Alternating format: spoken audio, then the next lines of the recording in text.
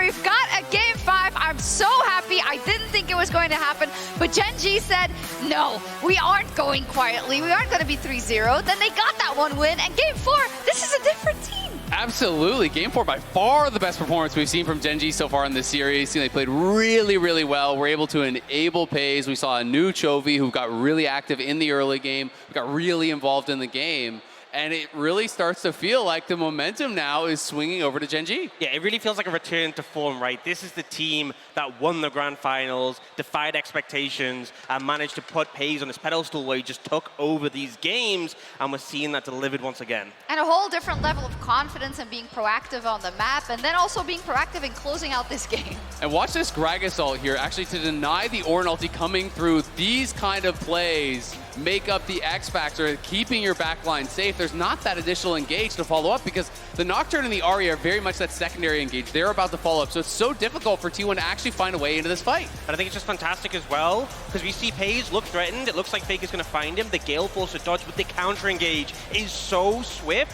and this entire series has been so much about who can get on top of that AD carry, who can shut them down, and we're seeing all these different tools, but the execution, these little micro moments is so vital. Yeah, absolutely. And it's funny because Chronicle was talking about it on the cast, that you don't pick Doran Gragas, to necessarily dominate the lane. It's about the X factor in the fights, is that he can go down in lane, but he can turn around a game, or he can find those key moments to really make a difference. And if that Ornn ulti hits, who's to say, would Pays not have gotten taken down? FLICKR actually did get in the backline and got him low. Yeah, and we saw it, I think, only once, and then it was still super, super difficult, when he was able to TP unseen under the Nocturne ult and then get the ult off, and then FLICKR needs to have like 1, 2, 3, 6 charms to even turn that fight around. So, I mean, it's a difficult situation to be in. And it's also interesting, we did see now Annie finally getting removed, and I think that also kind of pushed the Sion out of the draft a little bit because Annie was functioning as their primary engage in a lot of the earlier games. If you want to play with the Nocturne, if you want to play with the Ahri, they kind of need someone else to be able to start the fights for them, and then they generally follow up on it. So I think that is why the Ornn kind of slotted in for the Sion. Ornn, obviously, great scaling pick, but I don't think has nearly as much impact in some of the earlier fights that a Sion can. Sion feels like it gets a lot tankier earlier. Yeah, and you also have the option, the threat of going for the early bot lane dive. Even if you don't, they have to be prepared against it. I also think the Annie being gone meant Chovy could take this Lissandra, and we finally saw the development of this player that we've seen throughout the LCK spring, where he was super active on the map, moving around. We were missing that for the start of this series. It felt Game 1 and Game 2, he was super subdued. FLICKR would just tibbers the wave and force him to be trapped, and we finally saw him able to make that impact and pair up with Peanut. And so much of the series really has been about which team can enable their bot laner best, right? It feels like it is this battle between Gumayusi and Pays, as often it was in the LCK and in the LCK finals. And in this game, in this pivotal game, it's Gen.G who are really able to get him rolling early. You see Peanut down towards that bot lane, always gifting the kills over to Pays, trying to get him ahead and set him up for success on this Jinx. And that's something you were saying before about T1, how even in these 5v5 team fights, they'll often leave those kills over to Gumayusi to make sure he's fed.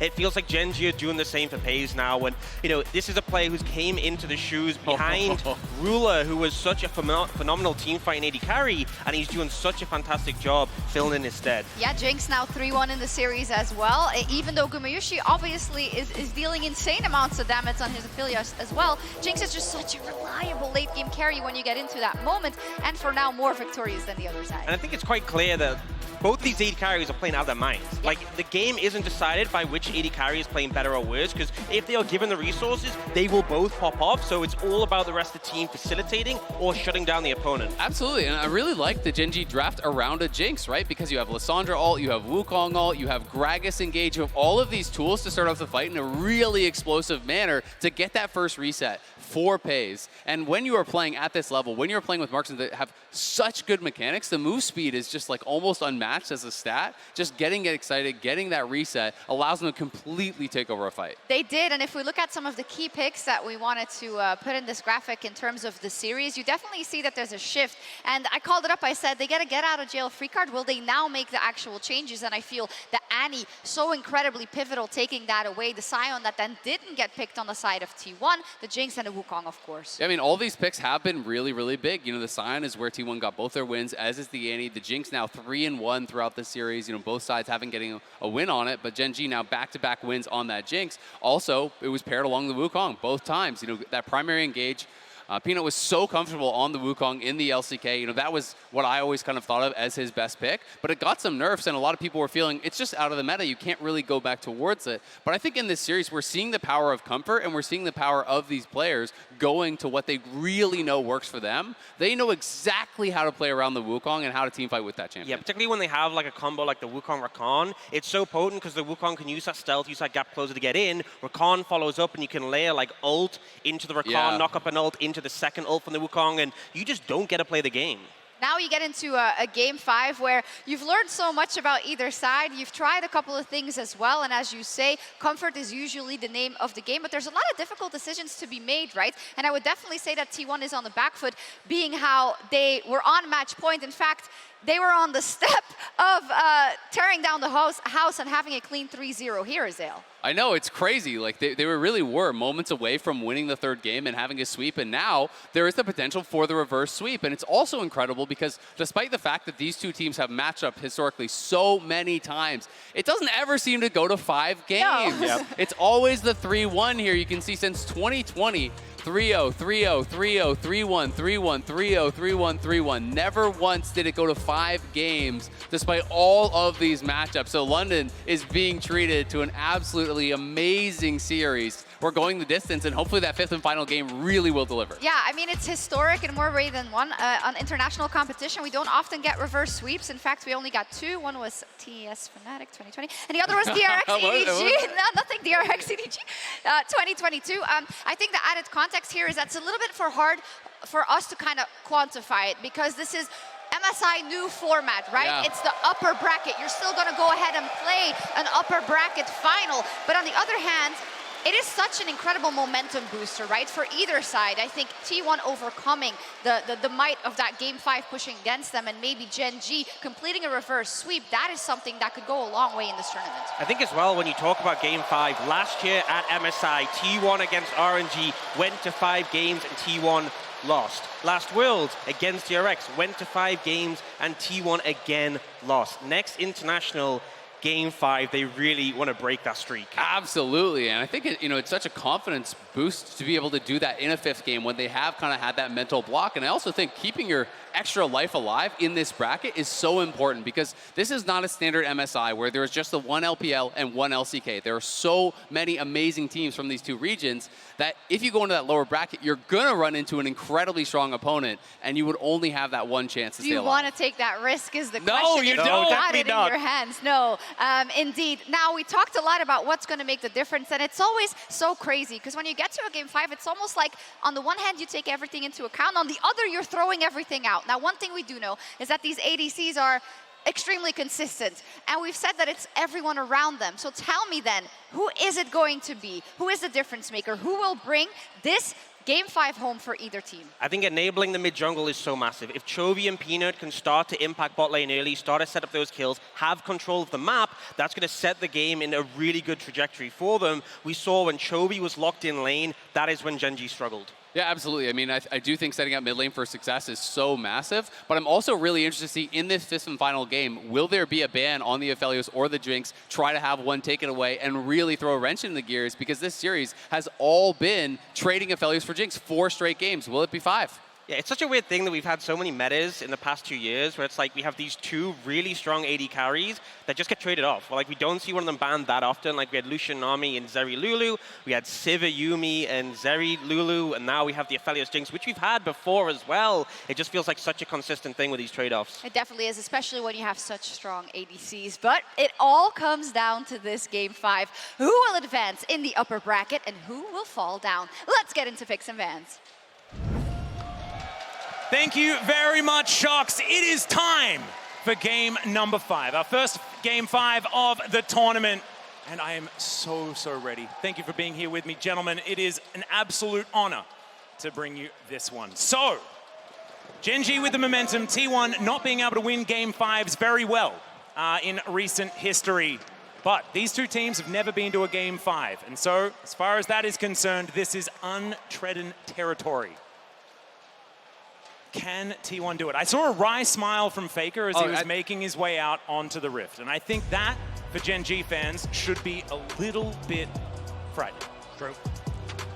True. I mean, well, he did just lose the last game, so who knows? Maybe it's a different time. As we move into this, Oh my God! already Dagda banned with away. the smackdown. And Lucian banned away as well. You love having no horse in this race, don't you? You He's absolutely not love impressed it. at all.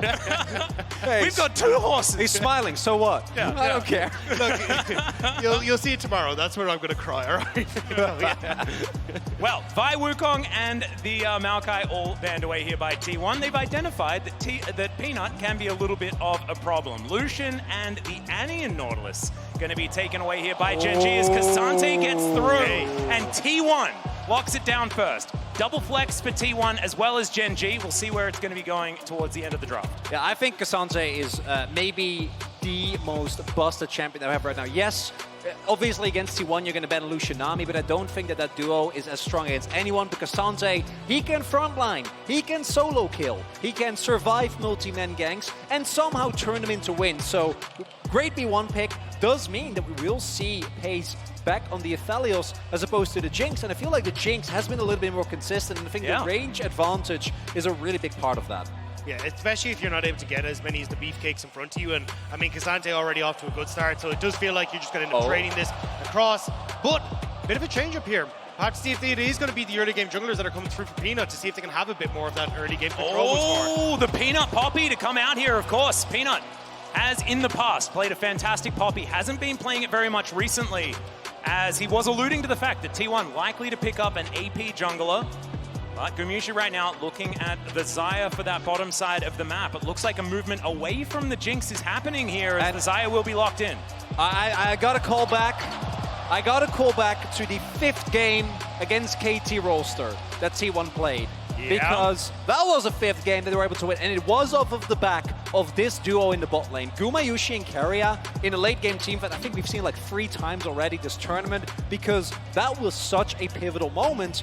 Get that combo again, but what you give up for it, Ahri and Poppy for Peanut and Chovy, I don't know if that's worth it. That's a lot of comfort. That is a lot of comfort. As now, in the second round of bans, we'll see what Gen.G are going to take away first here. Clock ticking, and it will be the Lissandra to deny that answer to the Ahri that did work out so very well in the last game. Thresh taken off the board as well. Blitzcrank could leave also, like we saw in the previous game.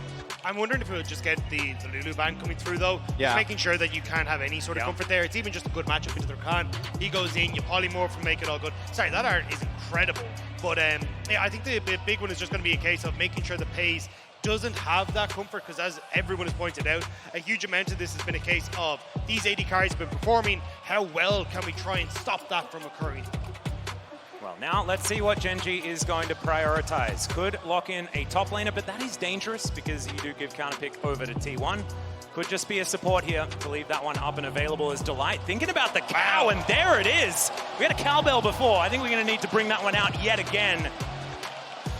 So Delight picking up something new for this series. We'll see how it is going to work out. Fair bit of teamfight prowess there and compare with the Poppy very well. I'm curious what the plan is here then for Doran, because it definitely feels like you are alleviating the fact that Doran has to go for an engage tool here, because realistically you don't have the strongest engage right now apart from the Alistair, so maybe we get something cute coming out from Doran.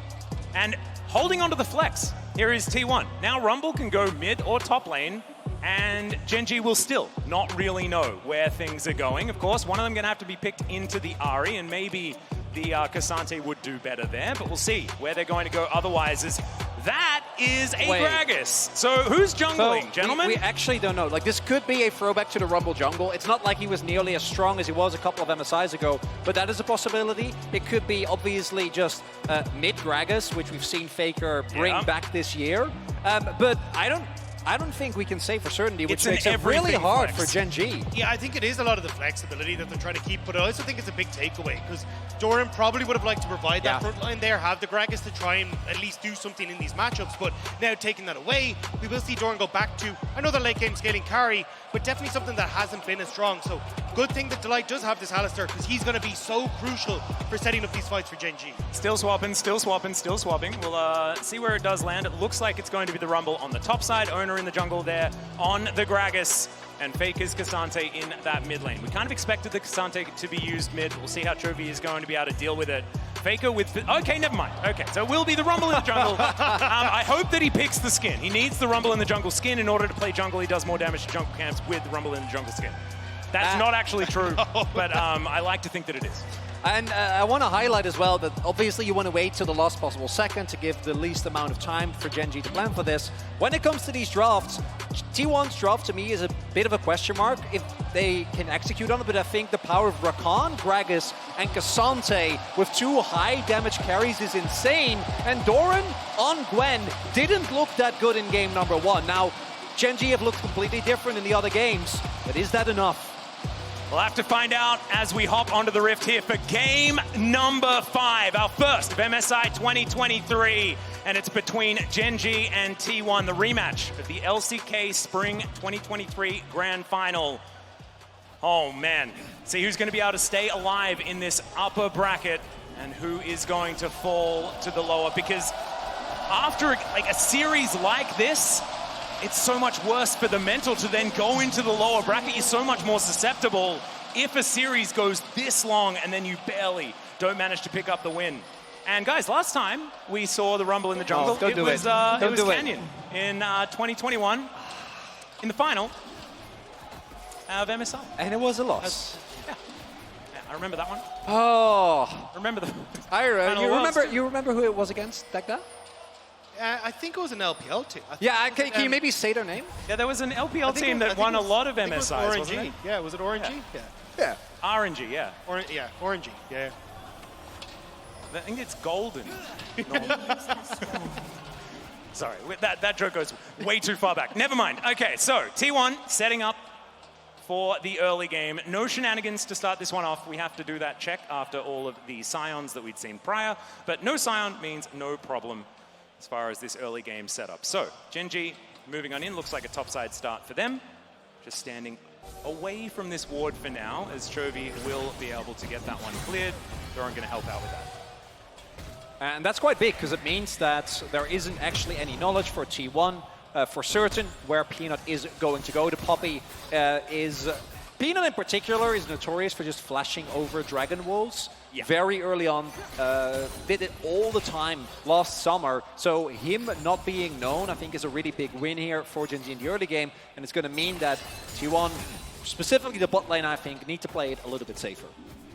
And gentlemen, after we do get out of this pick and ban, moving into this game, who do we think has the edge as far as these drafts are concerned? Because it has been a really long time since we've seen the Rumble in the jungle, and T1 have taken some risks, I guess, with something that isn't necessarily as tried and tested. It's really hard for me to try and say right now, because I'm trying to like work through, I think something like a Gwen can actually do very well into a team fight against T1, right? Because Gumayusi, relatively short range for an AD carry. If you can actually snipe out Gumayusi with a lot of these ultimate procs from the Gwen, it can deal major damage and make these team fights very hard for Guma. But on the opposite side, I mean, Paze has so many things that he needs to try and deal with. The Equalizer, Carrier trying to jump onto, FLICKR even potentially doing Zeus casts, and that's where it becomes very hard to really say. I think a huge amount of this is execution, and can Guma get into the deal the damage? At the same time, last game, Paze was a Jinx with effectively no peel besides just his teammates, right? There was no Kench, there was no Thresh, and he stayed alive against that composition. So I find it very hard as well, because what I love about the T1 comp is that this is a comp that effectively plays itself, right? You go in with Cassante, with Rakan, and with the Gragas, and then you blow up whoever is in front of you. And really, I think the only thing that you are really going to struggle with is Peanut with that Steadfast presence. But I actually really like the Alistar here, so I'm thinking I'm leading to the conclusion that I actually have no idea. As I'm arguing in circles, I like both compositions, and I think the first few skirmishes, getting, for example, this Rumble ahead, might make the complete outlook of the game completely different. But that's exactly where I want this Game 5 to be. I want to see how both these teams can go head-to-head on two excellent comps where you're going to have to see exactly, like, can you try and have major upsets with, like, Gumayusi flying in on feathers, splashing forward, killing off Paze maybe in the backline, or can Delight find those big knock-up combos in the backline as well. Like, so much of this game is going to come down to execution and skill expression. And when you're in a Game 5 against two of the best teams the LCK has produced, that's exactly where I want this game to be. Well, we'll just have to see where the first point of contention is going to be. Right now, just laning, just, okay, Delight. Going to try and find himself a knockup. Does have to flash to get out of the way of the grand entrance there as T1 getting frisky. Oner now moving down towards this bottom side, and with no flash on the Alistar, could be dangerous. They did have a ward, so they are able to back themselves away. Well, I was just about to say, it would be very LCK for now nothing to happen for like 15 minutes. Yeah. It was waiting for a fight to break out, but fortunately, Keria able to force a flash there of the light. Really has to respect, right, the fact that Gumayusi, if he gets the Fatal Recall, can take him down. Post 6, Light not really going to be worried about that anymore, as he will have his ultimate available. But for now, really need to respect, and I do agree with you, Dagda. I think the bot lane matchup, getting someone ahead there, has been a really big part of whichever team is at least able to get a lead and take control of the map in the series. Nice response to the charm there from FLICKR, but still going to lose out on this trade in this mid lane. And the thing I want to talk about is the top lane, because we've been talking a lot about the Gragas of Doran all series long. But Zeus debuted on a Gnar, but then played a lot of Gragas that season and was absolutely insane on the pick. As we check in on it, he's winning out a trade against the Gwen in the early game, something that's to be expected, but he's been able to find some really great angles on this champion in the past, and we'll see whether he can do it again. As once more, Doran going down very, very low, and now Oner is going to move in. Harpoon's at the ready. Zeus very close to level 6. Only one minion was going to do it, I believe, as there it is. I mean, that top jungle 2v2 rather is really, really threatening, because Oner, if he hits his spears, especially after the buffs, you're going to get blown up in seconds, right? And particularly if you're Gwen, you rely so much on your Shroud to avoid damage. Neither Rumble nor Gragas is going to particularly care about that. Also looks like, as expected, Zeus is going to go for the AP Gragas build, so a lot of damage coming in from the top side. Yeah, especially since you are so AP focused, like the 24% magic resist that can come through at level 1 if you hit both spears is absolutely absurd. But nothing going to happen here, as both teams will back away. FLICKR will spot out Peanut, but it's just going to make sure that he can secure the crab here for Oner. Chovy in the vicinity, but I really don't think Gen.G can do much here. Yep, FLICKR just going to move on over and protect his ward. Does so quite nicely. Charm is going to connect, but the Aftershock working out nicely there from FLICKR. And still going to go down low, but he's Cassandra. Just doesn't really care about that whatsoever. Gets to work on these minions. The slower paced early game, though, is going to help out Pace quite a bit. He has the Cull already picked up, like your kind of Felios. Like, if you aren't worried about dragons going across early or having to fight maybe for early Rift Herald and stuff, you're going to be in a bit of a better spot, especially as level 6 starts to crest. That's where the Zion Rakan get so much of that early game presence. So at the moment, if things are not working out, Gen.G are pretty happy to just coast on through this. On the flip side, I think T1 also, like, looking at the equalizer, right, the Feather Storm and the quickness, a lot of these can be layered to make sure that you win any team fight. And then it comes back again, like, if you are able to lock someone in a Charm, Alistar, Poppy combo, take him down, can win the fight from there. Same can be said for T1. The amount of hard engagement they have and ability to punish small individual mistakes is really big. This time around, though, no ability for Gen.G to contest. And that's why I like that T1 are trying to set these dragons up, starting to imagine move up towards this Rift Herald as well. They're the ones that just want to make sure that they can actually keep the pace of this game up, play off the 2-item spike that they're going to hit with, like the Rumble and also Gumayusi as well, and just make things very uncomfortable for Gen.G in the mid game. Gen.G have to try and find ways to slow down the pace of the game, but Oner's doing a pretty good job at the moment of just leaning to different parts of the map and making it uncomfortable for Gen.G. Okay, he's going to have to stop that back there as the Gravitum is going to stun up Gumayusi for the moment. Not too much action as this game goes on. T1 picking up about a 200 gold lead, guys. Something riveting. Didn't need to mention at all, because it means not a whole lot at this stage of the game, because being risk averse in a game number 5 is something you'd expect, but Pace going to get knocked up. There is a very offensive Featherstorm as now Oner comes in. Pace is walking it out to Light. Not going to be so lucky. Steak on the menu here, and it's going to be barbecued by the Rumble. So I said T1 needed to go for the Rift Herald, but instead they're like, no, screw it. We're going to give that over to Gen.G, use the fact your jungler's winning resource there to go for the dive on the bot side and answer for their turrets immediately, with Guma being able to pick up 1 plus the kill. Really big here. Oner also, he hadn't backed at that point. Like, I don't know how much his gold is sitting on, but he is more than 2 M-tomes worth, particularly after the kills. There we get our answer, almost 1900 gold. Play still works out as they know where Peanut is. And for Gen.G, at least pace doesn't go down. You know, all right, we're going real aggressive here as they get the knock up. Bouncy Castle in position, and Oner going to be tidied up by Peanut. Answering back 1-1 now is the kill score. Amazing stuff there. You can see the double flash committed. Won't more than likely come back to bite them just because there's no real objectives that are up for the moment. But I was curious to see if you would actually see Peanut just immediately move down to the spot side and trying to get some of that goal back into Pays. But going to move back in towards his own jungle. Carry now making his way down towards the bot side as well to make sure Guma isn't under any threat from the jungler. And it's just one quick kill for Gen.G.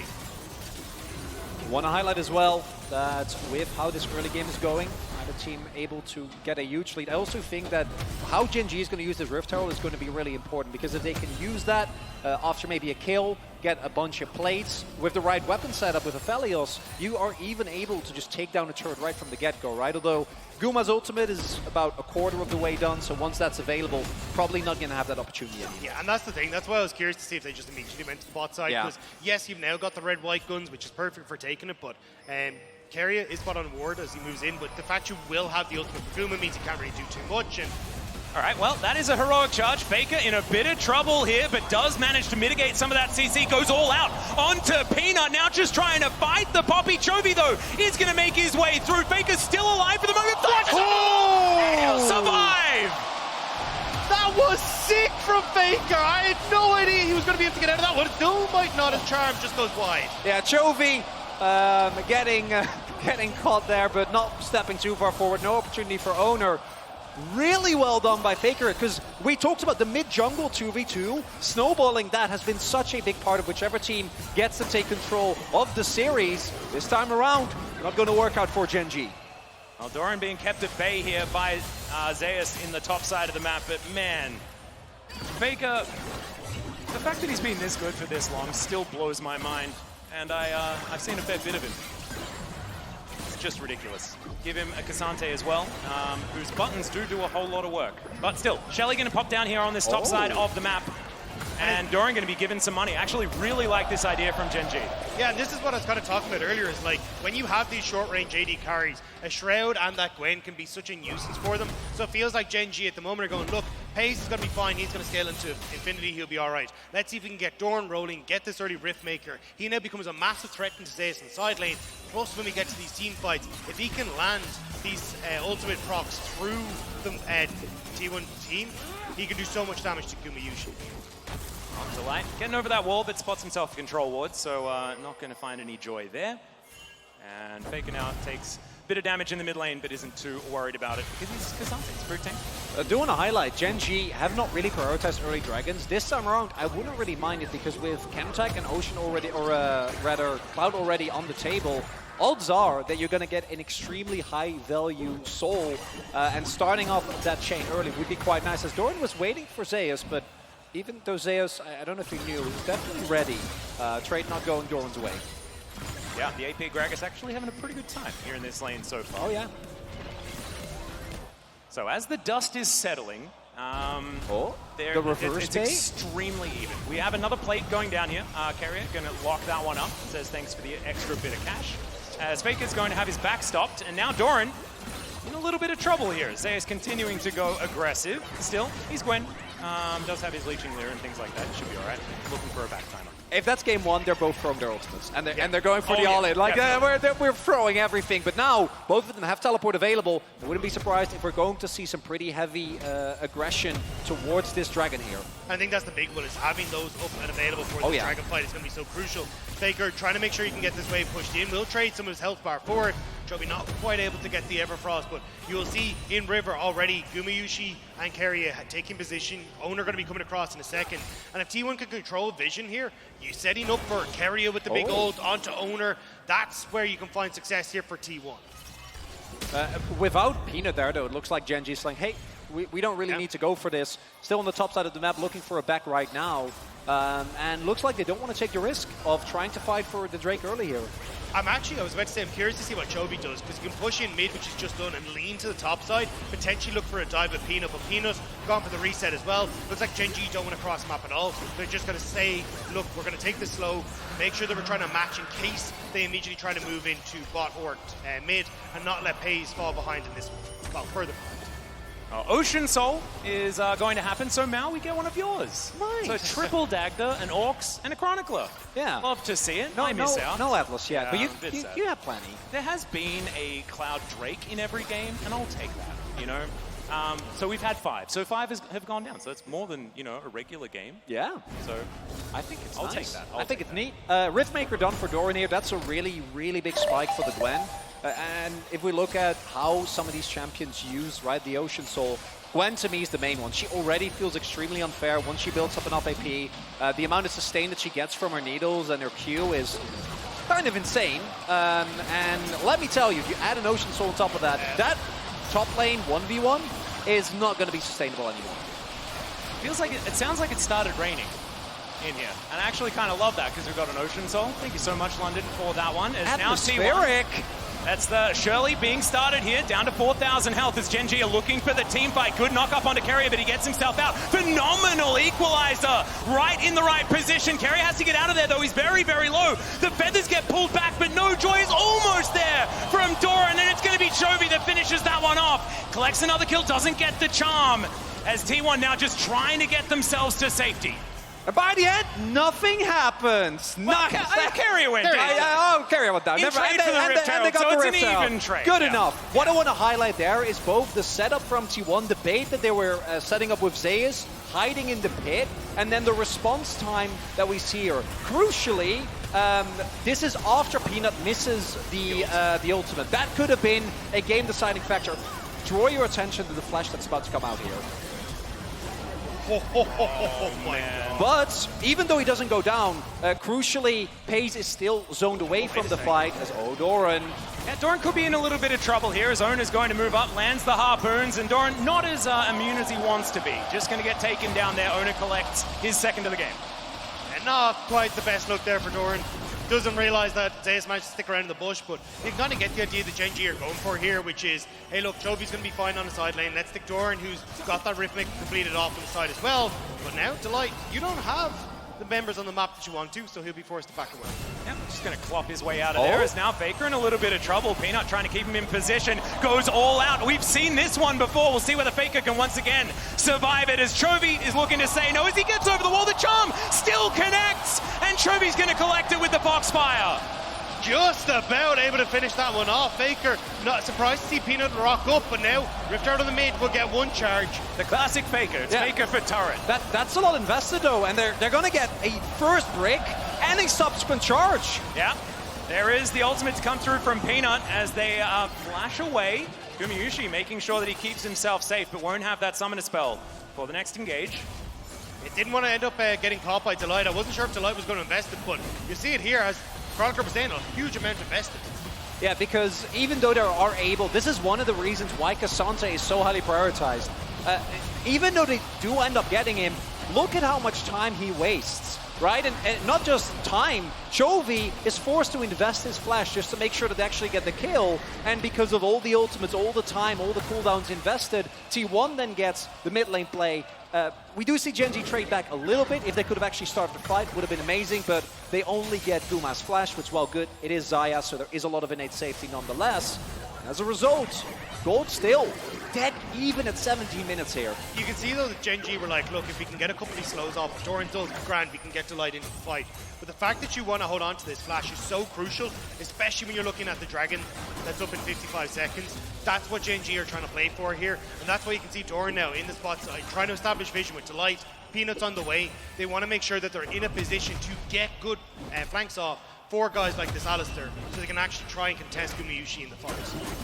Goal difference powered by AWS, not giving us a whole lot of information because honestly, the gold has been pretty much identical between these two teams throughout this game. The amount of trades that have just been incredibly even has been too many, so it's hard to say who's really coming out ahead. I feel like the team with Gwen, though, often feels a little bit more dangerous as you get to late game, but then there's a Xayah situation, and I just don't know.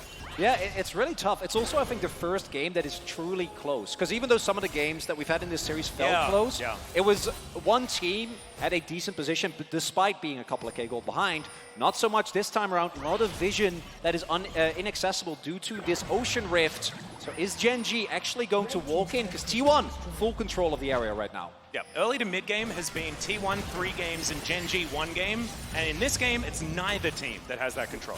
The thing is, though, because T1 have control over River, well, Peanut just waltzing on through. Doran wasn't able to defend that bot lane turret, so now you can kind of see Doran doesn't have control, so Gen.G now trying to bring it back, but at least Pei's isolated. You got to take a step back and make sure the AD carry's coming with you. You got to be really careful. You can't fight in these corridors. If you get comboed with feathers and an equalizer, it's unplayable, and it looks like Gen.G have been slowed down too much, unable to make their way over to the Dragon. Yep, not going to be able to get in there. Too much control, and T1 will get themselves Soul Point. So Ocean Soul, in 5 minutes' time, is going to be the fight that they're looking for. Speaking of fights, Chovy looking for an opportunity. They managed to get the Featherstorm, actually a big cooldown, but with the fact that they just took the Dragon, it's likely that they're going to be able to wait out that cooldown. Yeah, I mean, look, yes, our Baron's up in 12 seconds' time. Oh yeah, that means that there is a Baron fight within the next 3 minutes, right? Yeah. Well, true. But you still have Flash that's about to come up for Gumayusi, so he'll be all right. Like, there's no real threat that Gen.G are going to be able to put off. It was a nice attempt, kind of just like, hey, look, we'll see if we can fish for something as now. They're going to see if they can get FLICKR on this top end. Well, Peanut biding his time, not wanting to give his position away, as FLICKR going to mitigate the CC. And we'll just walk away. So not going to get too much excitement, action, and things like that. Yeah, I think after try 1 and 2, like, is it even if we get him, is it really worth it? And in this case, they also don't have topside control, and if Owner does end up showing up, the 2v2 is a much different situation than if you'd just be 1 versus 2. All right, gentlemen, I want to play a game. How, when, like, at Oh, no. what time Oh, no. is the gold lead going to be over 1,000? 26 minutes. 26 minutes for Dagda, Chronicler, and what about you? I'm going to say 24. I think someone is going to get Baron. So 24 minutes? Yeah. How about you? Okay, I'm thinking 22. So I have a feeling. Oh, 22. So I have a feeling what'll happen is we'll get to next Dragon. Gen.G are like, okay, do we really care about Ocean Soul? Not particularly. Let's just try and bait Baron, which means that then one person on T1 gets Dragon, and then we just have this Baron dance indefinitely until Boulder comes. Why I'm does going he to have be wrong in 45 seconds. Why does he have a reason? I'm not understanding. That's not the point of this game. Stop explaining it so well, Dagda. Yeah, I actually feel even more stupid. Sorry, I'm the new guy. I'm the new guy, right? I'm trying to work it out. Come on, you know? man. No, it's okay. We'll have another game coming up. If this is still going to move relatively slowly, there'll be plenty more games. Totally fine. Hang on, 30 seconds away from being wrong. As Peanut. Keep that counter going. Yeah, got to make sure we stay on top of it. Carrier gets back to base just fine. And okay, so what are we at? About 500. Yeah, it's not naturally gonna. It's not just gonna happen. No, I got There's something 12 needs seconds. to go. 12 seconds. Chovy, can you get a kill in 12 seconds? Well, if not, if you miss all your abilities. Okay, there we go. And is going to move back and pick up the minion wave as Gen.G just getting control around the Baron Pit. Understandable into T1. Against other teams at around 20 minutes into the game, maybe you wouldn't necessarily need to invest this much vision around this area, but against T1, you definitely have to. So I want to highlight, as And we I'm see, Owner, thank you for that, very important. Owner actually going for Death Cap second here, so like really trying to max out the AP that he gets and just toast his opponents in the shortest amounts of time. Quickly, it's also done for Gumayusi. Did go for Kraken, which we've seen more and more. Does mean that some of the maneuverability in a fight and the really big feather combos are a lot harder to hit. I think it makes sense, though, when you're only really worried about Delight's engage, and it's relatively easy Oh, to get yeah, a I Feather agree. Storm or something, so I definitely like the trade-in. The only thing I'm worried about is that, like, the longer this kind of stalemate continues, we do end up Doran getting to super late game. We'll have the Infinity Edge completed, and I feel like this is, as soon as this Rabadon's deck cap is completed for T1, that's the moment where they're strongest, and that's when they really need to kick it up a gear. It should pair nicely with when the Dragon's up, but as I said, I'd be very surprised if Gen.G actually try to commit to anything at that stage. All right, well, I mean, taking that inner turret meant that T1 brought it all the way back to Dedi. So we are still waiting for someone to make that play that gets some sort of advantage in this game, and right now, it is just so much posturing. I kind of, it works on so many levels. It works in the context of this series, right? Yeah. Because it has been brought to a 5th game. Also happens, in spite of how much more proactively LCK has gotten, sometimes we fall back into some old habits, like 5 kills in a 23.5-minute game. Surely but not when Gen.G, though. when Gen.G it has breaks never been out, slow. when the action starts, I don't think we're going to get any rest. So I think we should collectively enjoy take a sigh, the moment of take a breath. peace and tranquility. He says to the guy who's doing the LPL, peace and tranquility. So much of that over there. I'm just shaking in the corner like, what's happening? Look, I'm a changed man. I'm now LEC, you know? Yeah, no, exactly, exactly. But that was quite recent. My LPL is kind of worn off now after about 6 years. Took a while. How long did it take? I was about going to say, like, how long did it take? Yeah, 3 years. To stop just expecting a massive team fight at every moment. Speaking of which, we do have a dragon coming up. This is, of course, Ocean Soul for T1 if they can lock that one down. Gen.G desperate to deny that one. Look as well, all cooldowns are up. Flashes across the board. You don't say. Ghost available. As T1 looking for the trade. We're just going to trade it. Gen.G, of course, denying Soul, fantastic. But getting one Ocean Drake, not going to mean that much. This is the power of Soul Point. As T1 has started this one off, they can back away from it at a moment's notice. At FLICKR diving forward, doesn't find Chovy there. Everfrost is good. Equalizer, even better. But Doran, he's immune, guys. And now T1 will back away. Let's count how many are dead. None. Nothing really burned apart from the ultimates for now.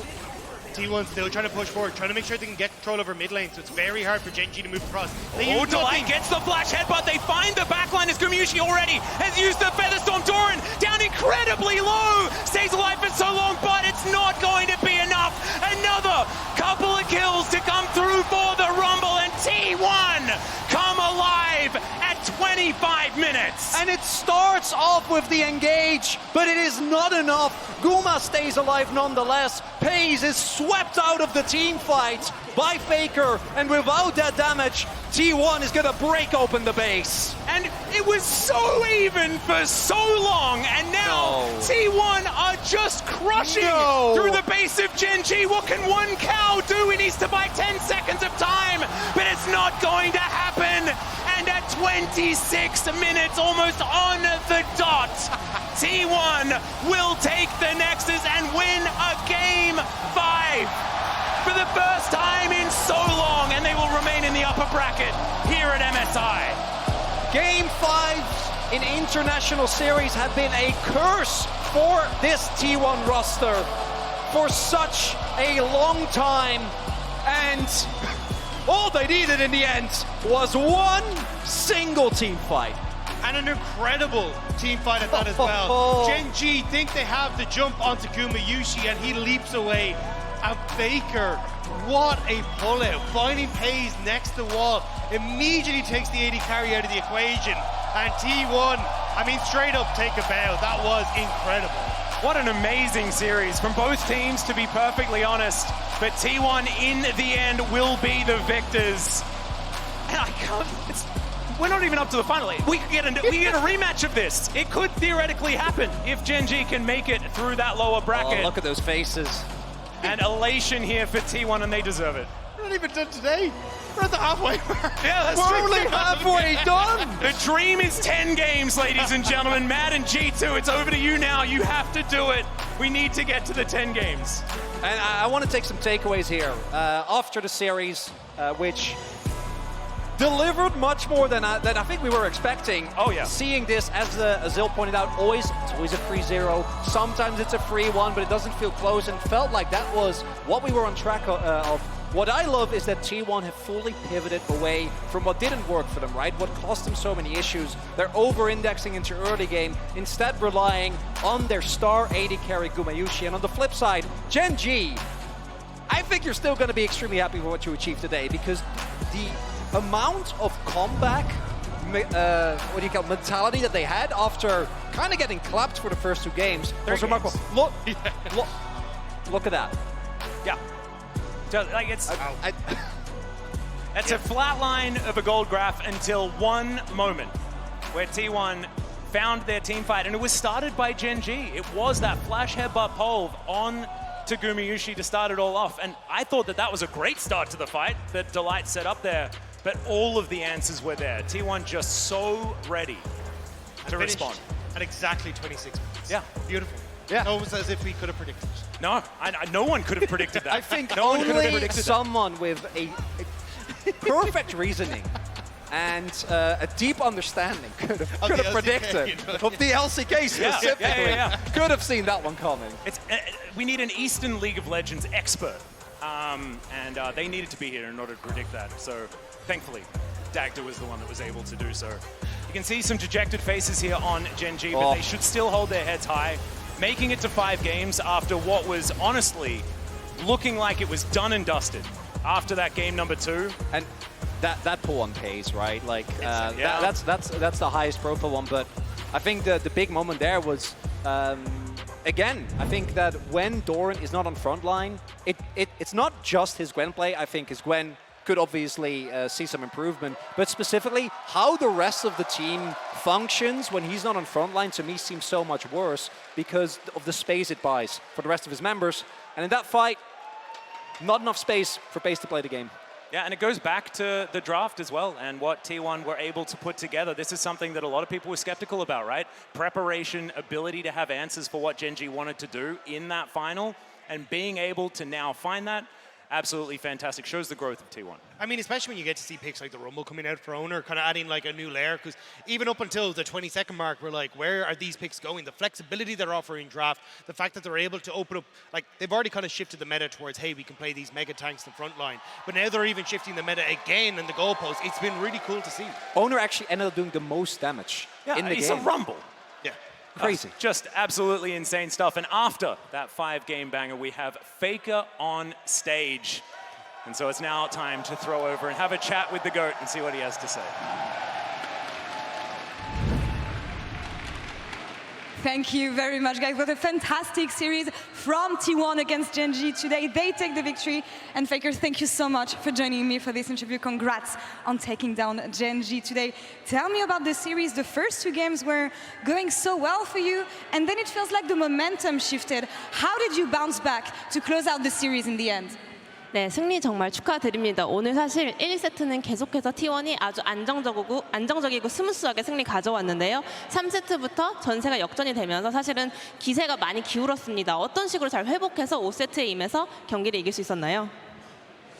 경기를 하다 보면 당연히 질 때도 있는 거기 때문에 좀 저희가 졌을 때도 그런 패배 원인을 잘 찾아내서 저희가 계속해서 수정해 나갔기 때문에 이겼다고 생각합니다. I mean, when you're playing a series, sometimes you lose, you know? It's natural that you lose, and what's really important is that you analyze what you lost the game, and then you just focus on making adjustments. Yeah, and it was the adjustment that mattered in the end, but when it comes to an opponent like Gen.G, that you know so well, that you've played so many times in series, how difficult is it to prep against an opponent like this? 그렇다면 젠지처럼 정말 항상 만나왔고 서로를 너무 잘 알고 있는 상대를 상대할 때는 어떤 점이 준비할 때 가장 어려운가요? 서로 잘 알고 있을 때는 사실 상대방에 대해서 분석할 시간이 좀 더 적다 보니까 저희 팀의 플레이만 좀 더 집중할 수 있기 때문에 더 어려운 부분은 없는 것 같습니다. I don't really find any difficulties because the fact that we know so well about each other means that we don't really have to put in more time to analyze them, which means we can solely focus on our performance. I see here. Well, maybe a quick question about the draft for this Game 5. It feels like you were swapping a lot and you took a lot of time to swap the last 3 picks between the Gragas, the Rumble, and the Cassante. Did you know exactly where it would go, or were you debating towards the last moment to know what would be the best solution for this game?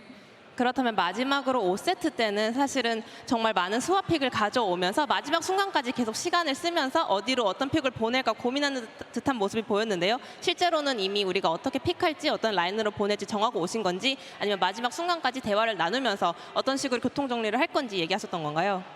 저희는 이제 픽을 하면서 이미 어느 라인으로 쓸지 정해 놓았고 그런 스왑하는 거는 이제 좀 상대가 혼란스럽게 하기 위해서 좀 했던 것 같습니다. Well, we actually came with a very solid plan. We knew that which peak is going which lane, but we just wanted to play with their minds a little bit. All right, nice mind game here. But last question for you, FLICKR. You've been playing for so long, and in the hype video last week, we saw that you said you wanted to show people how much you've improved. But when you've been playing for so long, how do you know how you should improve on, and how do you refine your approach into becoming a better player? 네, 지난주에 나왔던 티저 영상에서는 페이커 선수가 내가 더 나아졌다는 점, 내가 성장했다는 점을 정말 보여주고 싶다라고 포부를 밝히셨는데요. 이렇게 오랫동안 최정상 레벨에서 활동해오신 페이커 선수는 그렇다면 어떻게 내가 어떤 부분이 부족한지 파악을 하고 어떻게 계속 발전을 도모하실 수 있나요? 처음에 이제 프로게이머를 했을 때와 마찬가지로 저는 아직도 계속해서 발전해 나갈 부분이 많다고 생각하고 지금도 여전히 부족한 부분이 많아서 그동안 얼마만큼 많이 했느냐는 중요하지 않고 앞으로 어떻게 해나갈 것인가가 더 중요한 것 같습니다. Same as my rookie year, you know, I just always seek to improve. And right now, at this point, even I see so many parts where I can improve on. So I just want to focus on what's next in front of me, not what I have accomplished behind. An inspiring career, of course. 축하드립니다. 인터뷰 감사합니다. Congratulations on taking down GEN.G today. Ji-sun, thank you so much, as always. And that's all for us for the Verizon post-game interview. We'll be back in a few minutes for the second series today, G2 Esports against the Mad Lions. Stay tuned. 5 is something you'd expect for Pace. Going to get knocked up. There is a very offensive Featherstorm. As now Owner comes in, Pace is walking it out to light. Not going to be so lucky. Stake on the menu here, and a bit of trouble here, but does manage to mitigate some of that CC. Goes all out onto Peanut. Now just trying to fight the Poppy. Chovy, though, is going to make his way through. Baker's still alive for the moment. Survive! But they find the backline as Gumiushi already has used the Featherstorm. Doran down incredibly low. Stays alive for so long, but it's not going to be enough. Another couple of kills to come through for the Rumble, and T1 will take the Nexus and win a Game 5. Get it.